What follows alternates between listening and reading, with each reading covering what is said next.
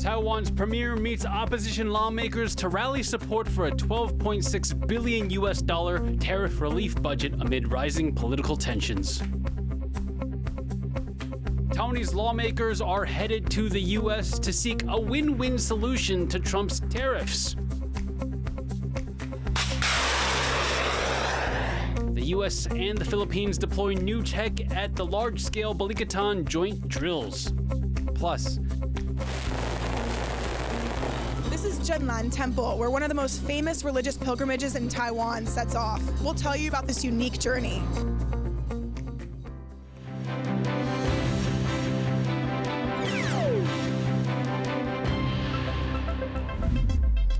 hello and welcome to TaiwanPlus News. Thank you for joining us. I'm Leslie Liao. Taiwan has formulated a response to U.S. President Donald Trump's tariffs.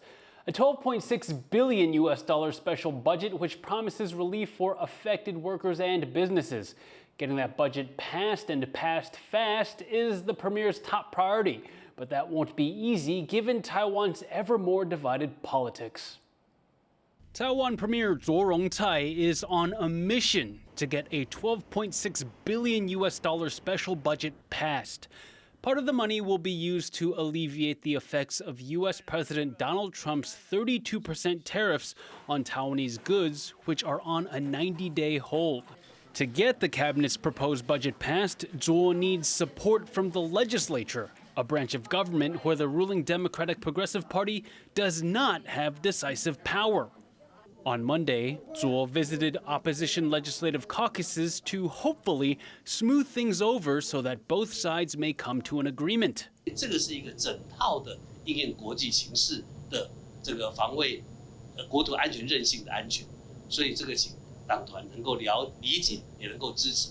Both the opposition Kuomintang and the Taiwan People's Party seemed keen on providing the support Taiwan will need for the tariffs. 今天因应世界关税的这个撞击，我想针对这个部分，我们不只全力的支持，也希望呢，对于额度上也可以再来讨论。高关税对产业、对劳工的冲击，政府要投入资源去协助他们。 台湾民众党100%支持。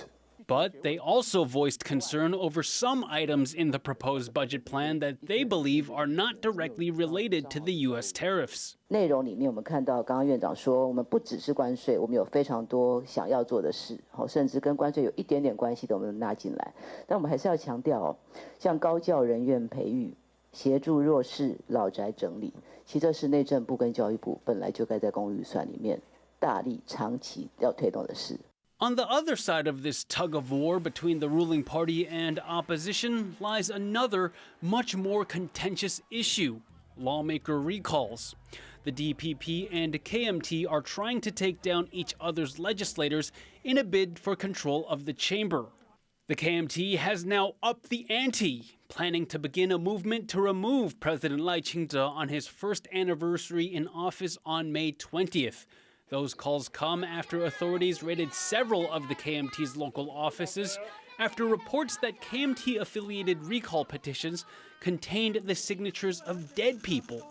On the same day as Zhuo's visit, KMT Chair Eric Zhu once again called for the removal of President Lee. 我们要全面地发动各种方式的罢免赖清德的运动，让赖清德这位独裁者知道。 最伟大的是台湾人民的力量。 The DPP's response to Zhu came swiftly. 国民党自己违法在先还不检讨，现在反而利用民粹跟仇恨动员，跟蓝白一起来斗司法、斗民主。我们强烈要求朱立伦主席为这一切荒唐的行径公开道歉。最后也奉劝朱主席不要用政治斗争来转移焦点，应该要朝野团结一致，来共同因应国际局势的挑战。 This is a delicate time for Taiwan. On one hand, the country needs to come together to have a unified response to Trump's tariffs. On the other hand, internal politics threaten to widen an ever-growing rift that could hamper progress on much-needed cross-party unity. Chris Ma, Scott Huang, Justin Wu, and Leslie Liao for TaiwanPlus. To find out more about Taiwan's escalating political divisions, Tiffany Wong spoke with political analyst Courtney Donovan-Smith. A lot is going on right now in Taiwan's politics. We're seeing a mass recall movement to remove legislators. We're hearing calls to remove Taiwan's president, and even accusations that Taiwan's president and his party are weaponizing the judicial system to go after their political enemies. Have we ever seen Taiwan's politics and government so divided before?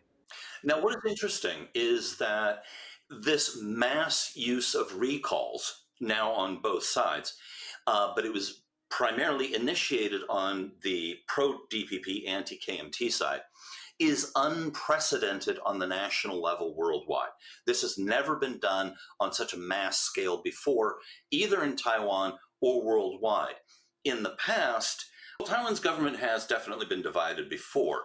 The Chen Shui-bian era, the pan-blue bloc of the Kuomintang, the People's First Party, and the New Party, together formed a pan-blue majority against the DPP executive. So this is not new. However, of course, in this current context, there are some new elements. What has been the public's reaction to these calls to remove public officials, legislators, and even the president? Is there support for this, and do you think any of the recalls will go through? Up until very recently, definitely the enthusiasm and the motivation has been on the side of the anti-KMT recalls. However, over the last week and a half, you see KMT Chair Eric Chu has been trying out some new language, trying out some new moves, and has pivoted very sharply to the base. Now, we don't know yet whether or not Eric Chu's actions and his strategic plan to really try and rev up the KMT base will work in the long run, but in the short term, he's definitely been very successful. To recall or impeach the president, which they have to get 2/3 of the legislature, and then it has to go to a vote of the public.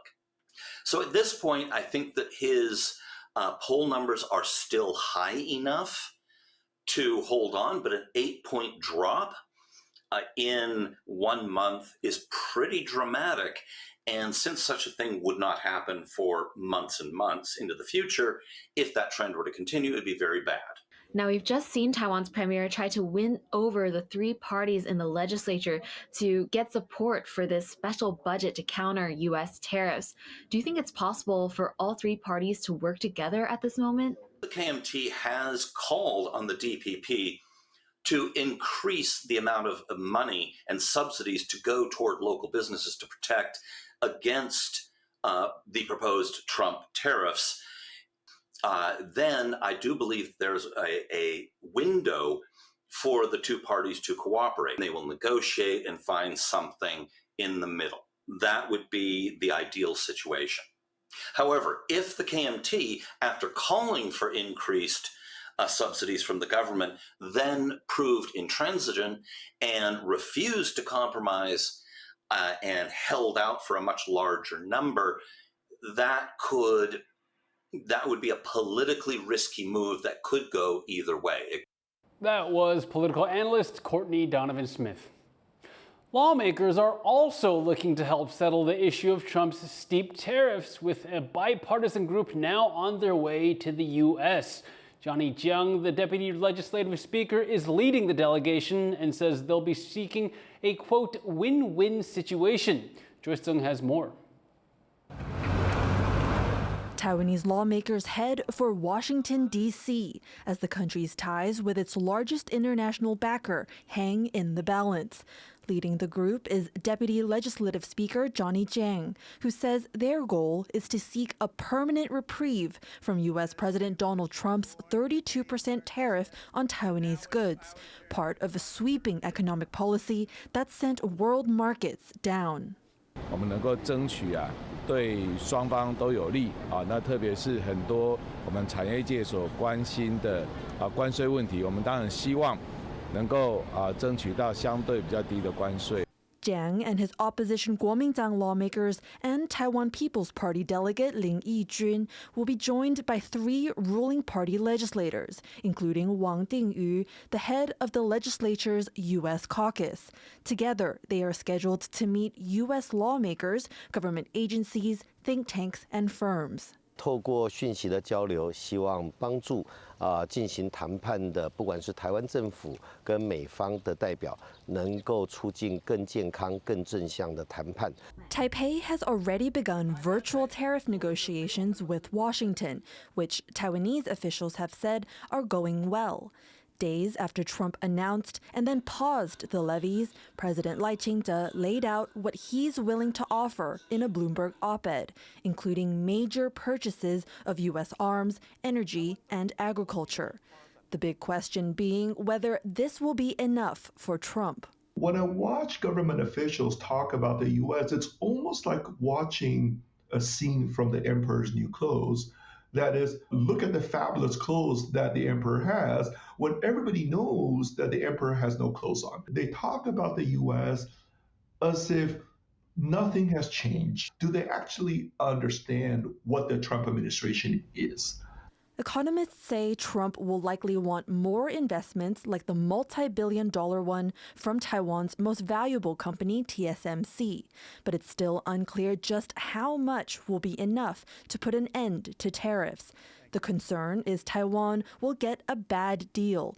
But it's in a difficult position, relying on the U.S. as a major trading partner and its largest arms supplier against the threat of a Chinese invasion. I think they underestimate the leverage that they have, which is that having Taiwan thrive and survive is crucial also to American national security. But you have got to leverage what you have, because otherwise, you will be eaten for lunch. The 7-member delegation is set to be in Washington all week, a high-stakes opportunity to bring Taiwanese interests to the fore as the 90-day clock on the tariff pause keeps ticking. Joseph Wu and Joyce Sen for TaiwanPlus. The Defense Ministry says it spotted 29 Chinese military aircraft and 10 naval vessels operating around Taiwan in a 24-hour period ending Monday morning. 16 of those aircraft entered Taiwan's Air Defense Identification Zone, or ADIZ. Now, this area is not Taiwan's airspace, but serves as a defensive buffer zone. The military also spotted 4 official ships in the same period while monitoring a joint naval patrol near Taiwan. They also say a Chinese satellite launch on Sunday passed over central Taiwan, but posed no threat.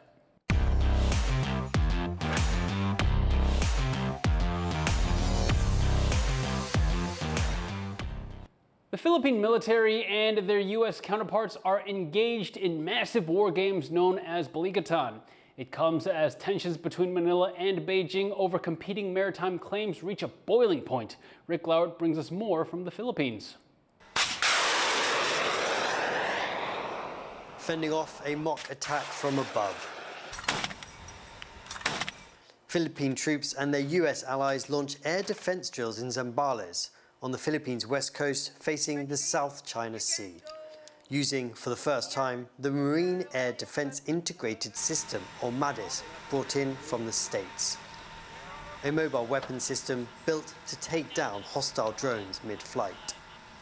Extremely important that we learn from each other, that we are able to discuss coastal defense strategies, that we as the United States Marines are able to bring our weapon systems here to the Philippines to aid in that coastal defense concept.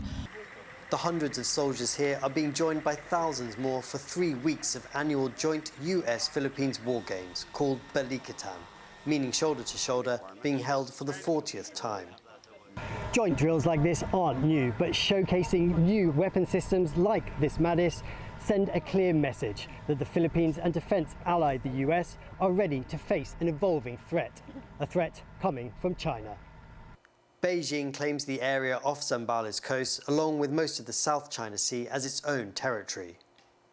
Though the waters and islands here are within the Philippines' exclusive economic zone, China has been increasingly sending military boats and aircraft to assert its claims. You are flying too close. You are very dangerous and endangers the lives of our crew and passengers.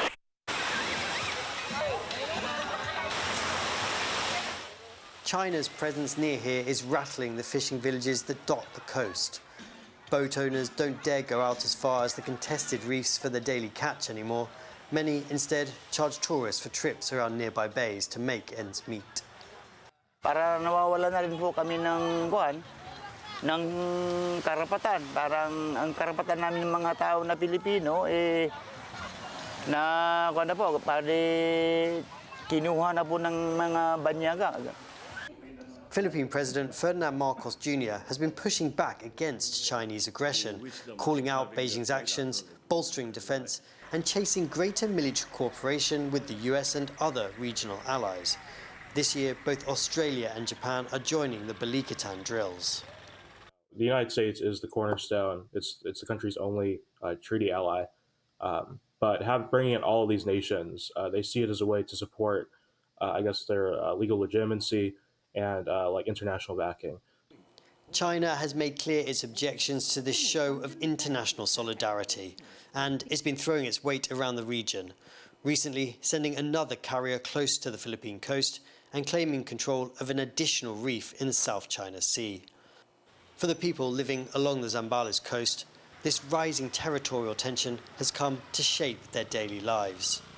Now, on their doorstep, the Balikatan live fire drills mean boats are restricted to shore and incomes are affected. But there's also a sense of reassurance as the nation's military and its biggest ally demonstrates their strength. Fu Hua Hong, David Santos and Rick Lowett in Zambales, the Philippines for TaiwanPlus. South Korea's main opposition party has named Lee Jae-myung as their candidate for the upcoming snap presidential election. 지금 이 순간부터 이재명은 민주당의 후보이자 내란 정신과 위기 극복, 통합과 국민 행복을 갈망하는 모든 국민의 후보입니다.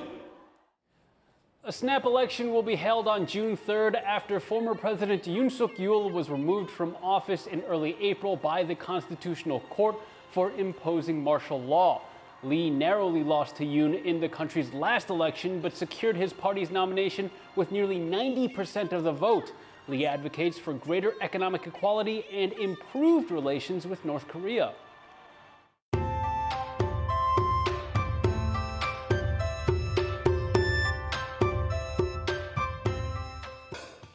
Every year, hundreds of thousands of people come out to walk for over a week alongside one of Taiwan's most revered deities.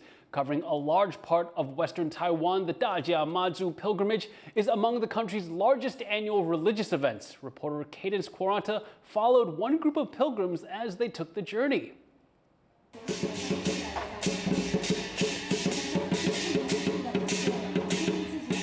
Crowds gather in front of Zhenlan Temple in central Taiwan to watch Mazu, goddess of the sea, set out. Beginning one of Taiwan's largest annual religious pilgrimages. Inside the sedan chair are Mazu statues that will be carried on foot for 9 days and 8 nights from this temple in Dajia, their home, all the way to Jiayi in southern Taiwan and back. Around 340 kilometers in all. Along her journey, Mazu will be joined by hundreds of thousands of followers, walking in honor of a goddess who means so much to so many in Taiwan.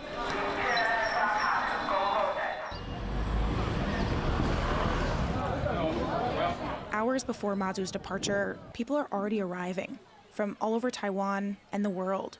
Many getting ready to walk part or all of the pilgrimage.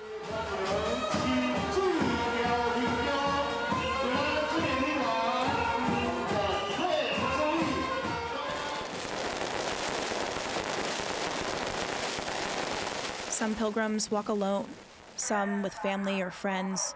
Others join organized groups.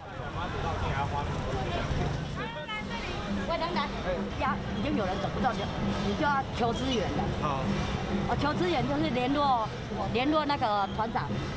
These pilgrims call themselves the beginner group. The group's goal is to help first-time pilgrims navigate the journey. 我们其实像我们在替妈祖带新人，对，让他更多人来认识他，然后来参与这个活动。The group started in 2015 when Tsai was a first-time pilgrim himself. He says he had no clue how to make the pilgrimage and didn't know anyone else who was going. So he posted on Facebook, looking for other beginners who might want to walk together. So many people responded that they ended up with a group of nearly 40 people. At the time, a more experienced pilgrim also reached out to see if these beginners needed any help. That was Nina Ke, who most call Big Sister Na. 我也想要带那个新手，是因为我自己也曾经是新手过，也走过很多冤枉路，因为没有人教。带团的一个原因就是说，我得到过妈祖的感应，有帮助过我，所以我想说，我这个是等于帮妈祖薪火传承来回馈给妈祖这样。In 2016, they made the group official and have been leading first-timers ever since. Now, they're making final preparations to hit the road, including visiting Zhenlan Temple one last time to let Mazu know they're setting off, a ritual known as getting on the horse. 骑马就是说跟妈祖禀告嘛，我们要随他下去嘛，然后他就派他的神兵神将来一路保护我们。Some pilgrims carry flags. 你请旗的时候，这里要写跟你个人的地址跟名字，这样。On them, they collect stamps and yellow papers at every temple they pass on their journey, starting from this one.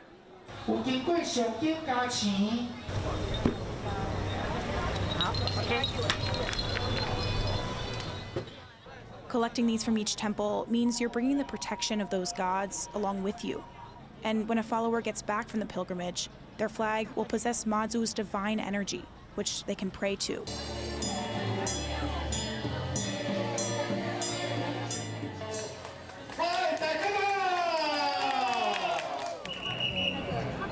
It's now around 3 p.m. 不管你们脚力多好，都不能超过我们的总队旗。第一天不能走太快，不然你肌肉很快就受伤。那就摆 pose 啊，跑出场了。好，我们3连拍啊！来，东西上街出发喽！ The group is starting their journey hours before Mazu herself departs. Like most pilgrims, they aim to stay ahead of Mazu for much of the trip because they need time to rest and eat, which means their pace will be much slower than the goddesses.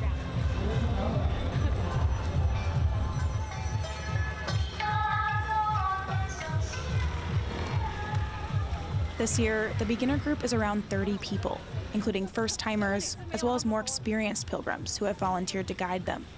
Some will walk just a few days. Others will walk the entire journey. Each has different reasons for being here. 8年前，我经过一个脑部的手术，那我感谢妈祖的保佑，老天爷的保佑，让我身体健康，恢复了也很顺利。那从那时候8年前，我就开始许个愿，我要来参与这个活动，在我未来的人生的岁月，我希望我每一年都要来。 然后那时候就是去镇南宫嘛，有跟妈祖讲说，看能不能顺利给我们一个小朋友。然后就是如果说顺利有的话，那我就是会来走一次绕境这样子，算是做一个还愿。就是只是来玩的。哇！这个真的哟。因为我觉得她好像就是我的妈妈一样。 对，因为，当你有心事，有需要被帮忙，第一件事情就希望能找到能跟你很和蔼可亲的亲人，诉说你的事情。是妈祖。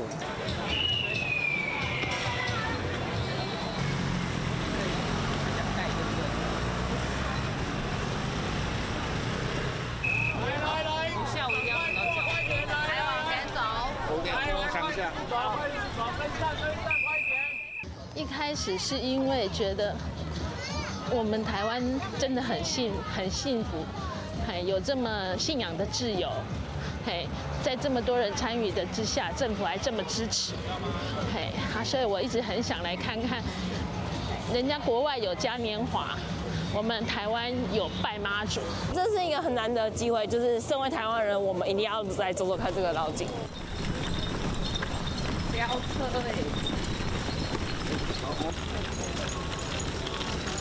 It's nearing midnight. Mazu has just left Zhenlan Temple, and the beginner group has finally almost reached their rest stop. They've walked around 9 hours south, or about 20 kilometers, to Longjing.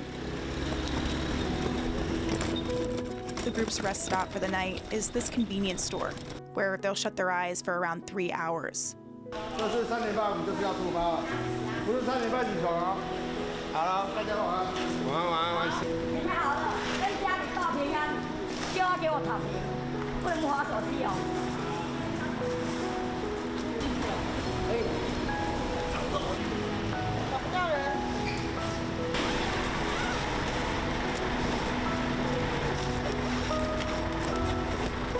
Alex Chen, John Su, Pichi Zhuang, and Cadence Quaranta for TaiwanPlus.